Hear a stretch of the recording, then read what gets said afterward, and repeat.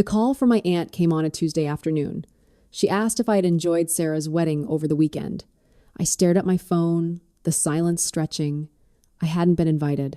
I hadn't even known about it. But as the initial shock faded, clarity settled in. This wasn't an oversight. It was a strategic erasure by my father, Arthur, clearing the board before his next financial demand. Have you ever realized that someone you loved was systematically writing you out of their life? And what did you do when you finally saw the pen in their hand? The explanation for my missing invitation arrived 48 hours later, disguised as a casual phone call from my father. He didn't mention Sarah walking down the aisle. He didn't mention the flowers, the catering, or the fact that my own sister had just gotten married without me there to witness it. He didn't ask how my architecture firm was doing, or if instead Arthur went straight to the ledger. He needed me to take out a second mortgage on my lake house. The estate had some tax arrears, he claimed, a minor cash flow issue that my asset could quickly and quietly solve without getting the banks officially involved. I didn't argue. I didn't cry. I didn't ask why I wasn't at my sister's wedding. Anger wasn't loud this time. It was clinical. I put him on speakerphone, opened my laptop, and started typing a transcript of his demands. He spoke about my lake house, my sanctuary, as if it were a misplaced family asset that he had the right to recall. In his mind, my independence was unauthorized. I had bought that property with money I earned from years of drafting, designing, and bidding on contracts.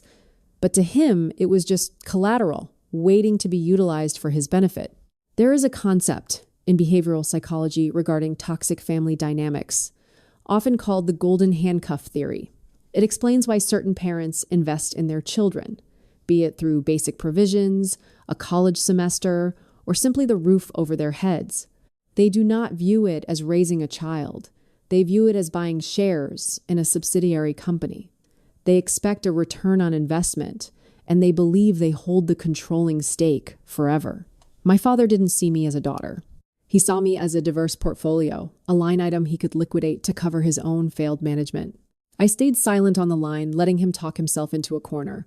He detailed the exact amount he needed, $120,000. He told me the bank would easily approve it, given my excellent credit score. He had already looked up the equity on my property, invading my financial privacy without a second thought. When he finally paused for breath, expecting my usual quiet compliance, I just said I would look into the numbers and hung up the phone. I rubbed my eyes, trying to summon regret for the family I was losing, but there was only clarity. This wasn't a breakdown, it was a balance sheet. He had deliberately excluded me from the family's joy to ensure I was isolated and desperate for their approval when the bill came due. He asked for the lake house as if he were asking for the time of day, never realizing the time for asking had passed. The next morning, the pressure campaign escalated exactly as I anticipated. My older brother Caleb called. Caleb was the charismatic one, the golden son who had drifted through 4 different college majors and somehow still lived rent-free in the east wing of the family mansion. His tone was conspiratorial, framing the lake house mortgage as a noble family duty, a small favor to keep our father's blood pressure down and save the legacy. I hung up without giving him an answer and logged into the county clerk's public database. If my father was willing to beg for $120,000 from the daughter he had just erased from a family wedding, the architecture of his empire was already decaying. I pulled the property records for the family estate. The data loaded on my screen in black and white, cold and absolute. The estate wasn't just slightly behind on municipal taxes. It was suffocating under 3 separate liens. But the real revelation was the massive secondary loan tied directly to a series of staggering personal debts. Caleb's debts. I cross-referenced the dates and the filings. Caleb had quietly amassed hundreds of thousands of dollars in private gambling losses. To protect his golden son from a public scandal and potential legal ruin, Arthur had leveraged the ancestral home to the absolute hilt. The bank was already initiating the pre-foreclosure process. The slow, bureaucratic grind of bankruptcy had begun months ago, moving with the sluggish, devastating inevitability of a dying behemoth. They weren't asking me to fix a temporary cash flow problem. They were asking me to set my own house on fire to keep Caleb warm.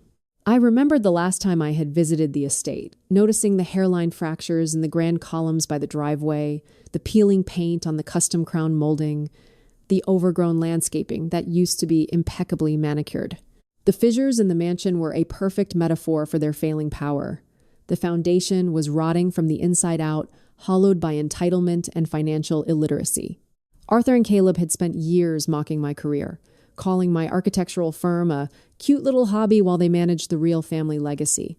Now, the architect was the only one with a structurally sound roof over her head. I didn't confront them. Confrontation implies a desire to be understood, a hope for an apology. I had zero interest in their apologies. Instead, I spent the afternoon downloading every public filing, every lien, every notice of default. I compiled them into a single, encrypted digital folder. My phone buzzed again with another message from Caleb, telling me to stop being selfish and just sign the bank papers today. I wasn't just losing a family. I was being asked to finance their cover-up. 2 days later, my sister Sarah was deployed to the front lines. The glowing bride, fresh off a honeymoon I wasn't allowed to know about, requested a dinner meeting at a neutral restaurant downtown. I agreed to go, purely curious to see the mechanics of their desperation up close. Sarah arrived wearing her new, excessively large wedding ring and a mask of exhausted martyrdom. She didn't apologize for excluding me from the wedding. She didn't even mention the ceremony or the reception. Instead, she leaned across the table, her voice trembling with manufactured emotion, and accused me of being difficult, cold, and needlessly cruel for letting our father suffer financial ruin. I sat perfectly still, cutting my steak with measured precision, observing her erratic gestures. Her voice grew louder, her face flushed with frantic energy. She was desperate to force me back into my designated role as the family shock absorber, the one who quietly cleaned up the messes she and Caleb made. This is the myth of the unified front in toxic families. It explains why siblings who are not the primary abusers will aggressively participate in the alienation and targeting of the scapegoat.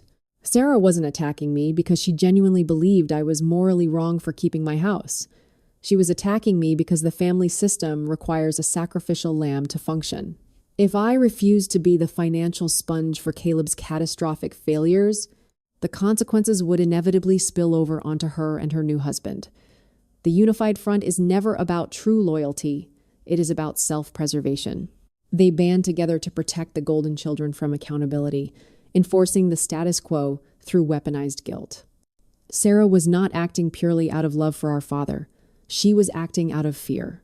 With the family mansion already mortgaged to its limit to cover Caleb's debts, that her own lifestyle and the stability of her new marriage were being threatened by the incoming financial collapse. She was the one who had the most to lose if the family project failed. "You have the equity, Elena," Sarah hissed, her eyes darting around the restaurant to see who might be listening. "Caleb is family. Dad is family. You're sitting in that lake house while they are drowning, and you won't even throw them a life preserver. It's completely sick." "I'm not a bank, Sarah," I replied, my voice clinical and entirely devoid of emotion, "and Caleb's staggering gambling debts are not my mortgage to bear." She froze, the color draining instantly from her cheeks. They hadn't realized I knew. They thought they had successfully masked the rot from the outside world. "I don't know what you're talking about," she stammered, recovering poorly and refusing to meet my eyes. "I think you do," I said, setting my knife down smoothly. "I also think you should probably check your own credit score. If Arthur is desperate enough to ask me for money, he has already maxed out whatever he could quietly borrow in your name." I didn't wait for her to formulate another lie. I left cash on the table for my meal, stood up, and walked out of the restaurant into the cool evening air. I didn't look back. They called my boundaries an act of war, but I knew it was just an act of survival. The next morning, I drove to the financial district to meet with my real estate attorney, a sharp, no-nonsense man named Marcus. The legal decoupling process is not like the movies. There are no dramatic courtroom reveals or shouting matches. It is a slow, methodical grind of notarized documents, signed affidavits, and meticulous forensic accounting. I handed Marcus the encrypted drive containing the county records, the lien notices, and the pre-foreclosure filings on my father's estate. I instructed him to draw up a comprehensive asset release, a legal firewall that would definitively separate my personal property, my business accounts, and my future earnings from the blast radius of Arthur and Caleb's impending ruin. But Marcus had found something else during his preliminary background check. He slid a thick manila folder across his heavy oak desk, his expression uncharacteristically grim. "We ran a standard liability sweep on your business license, Elena," Marcus said smoothly. "Your father has been leveraging your architectural credentials." I opened the folder. Inside were copies of municipal building permits and commercial zoning applications. Arthur had been stamping my name and my state license number on his own questionable real estate development projects to fast-track approvals and secure temporary bridge loans from private lenders. I stared at my forged signature on the family debt documents. The ink felt like ice in my veins. He hadn't just intended to steal my home. He had actively jeopardized my professional license, my entire livelihood, and my legal standing to buy Caleb a few more months at the blackjack tables. "If these projects default, or if the municipal zoning board audits them, the liability falls entirely on your firm," Marcus explained quietly, pointing to the fraudulent stamps. "This is felony fraud. Draft the cease and desist," I instructed, my voice flat and unwavering. "Draft the asset release. Make it absolutely ironclad. If he refuses to sign every single page, we file fraud charges with the state licensing board immediately and hand the forged permits over to the district attorney." Marcus nodded, already making notes on his legal pad, recognizing that I wasn't negotiating. I spent the next 3 days gathering my financial armor. I froze my credit with all 3 bureaus, locked down my business accounts, moved my liquid assets into protected trusts, and finalized the paperwork with Marcus. There were no tears shed over the realization that my father was a criminal. I had moved past grief a long time ago. I was operating purely on logistics and self-preservation. The architect in me saw the building was condemned. I just needed to make sure I wasn't inside when it collapsed.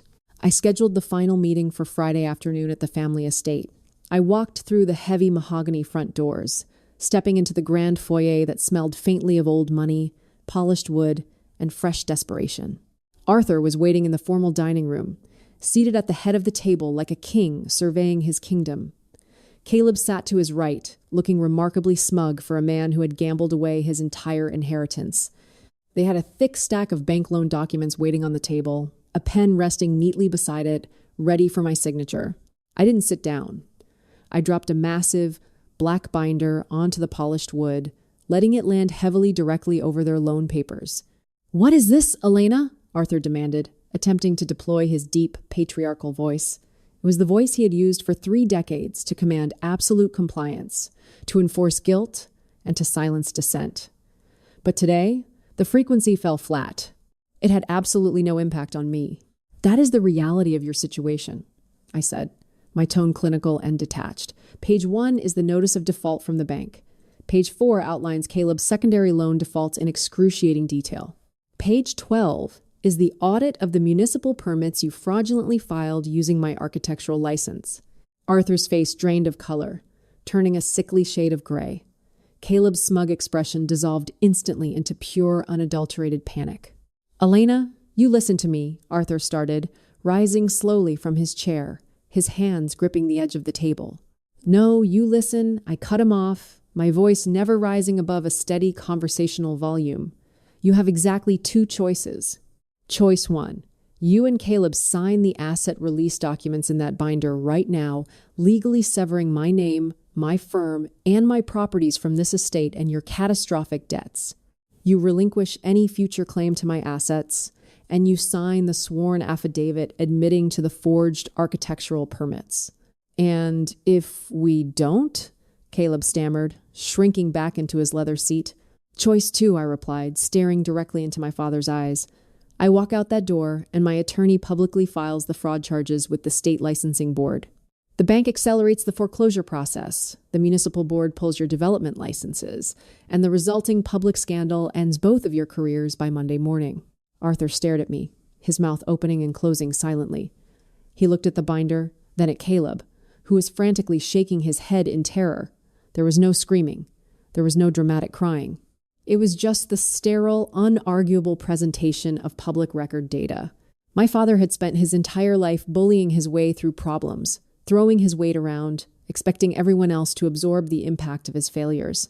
Now, faced with a daughter who held the receipts and felt zero remorse, he was utterly paralyzed.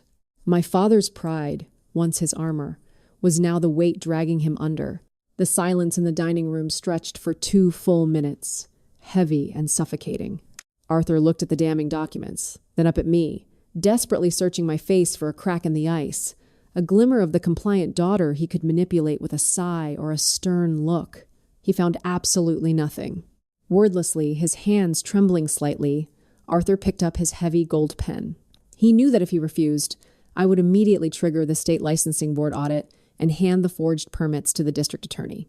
The fear of immediate public disgrace, the loss of his social standing, outweighed his pride, and he mistakenly believed that he could later claim these documents were signed under duress to invalidate them. He signed the asset release. He turned the page and signed the affidavit confessing to the forgery. Caleb, sweating profusely through his expensive designer shirt, quickly grabbed the pen and followed suit, scribbling his name wherever I pointed. The reckoning was swift, and it was entirely bureaucratic. Because I had effectively signaled the bank to review the estate's secondary loan defaults, they exercised the acceleration clause in the mortgage contracts. By doing so, the bank declared the entire remaining principal balance due immediately. Lacking the cash flow to meet this demand, the estate was rendered insolvent overnight, leaving foreclosure as the bank's only recourse.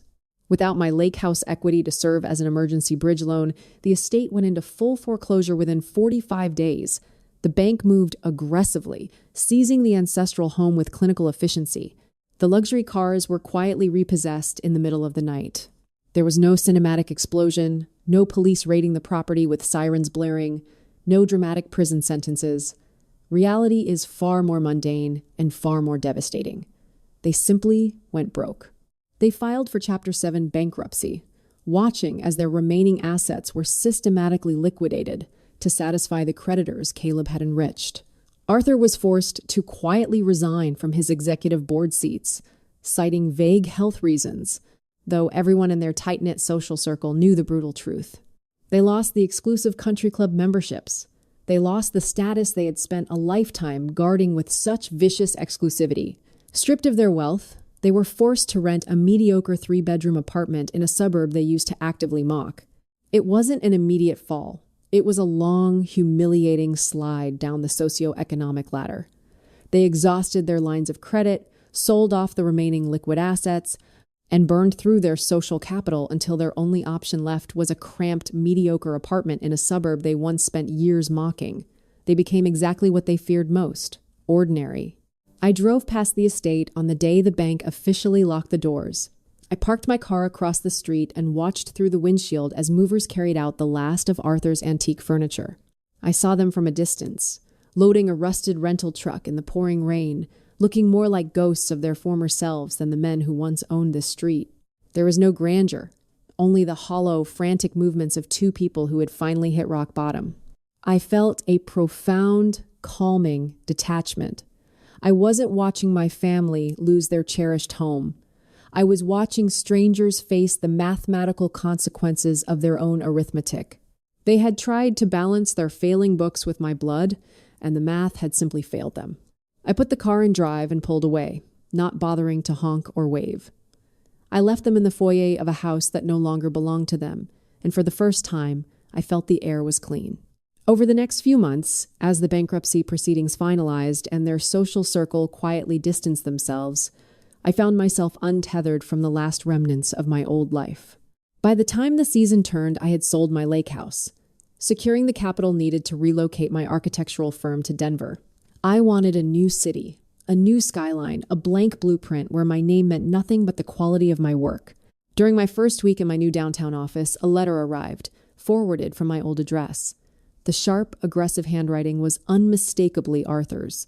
I opened it as I drank my morning coffee, looking out at the mountains. It wasn't an apology. It was a pathetic, rambling plea for help. He didn't demand loyalty anymore. He begged for a loan. His signature scrawled shakily, admitting that the legacy was gone and he had nowhere left to turn. I read it once, folded it neatly, and dropped it directly into the paper shredder, listening to the hum of the blades, destroying his final attempt at control. I didn't feel a shred of guilt.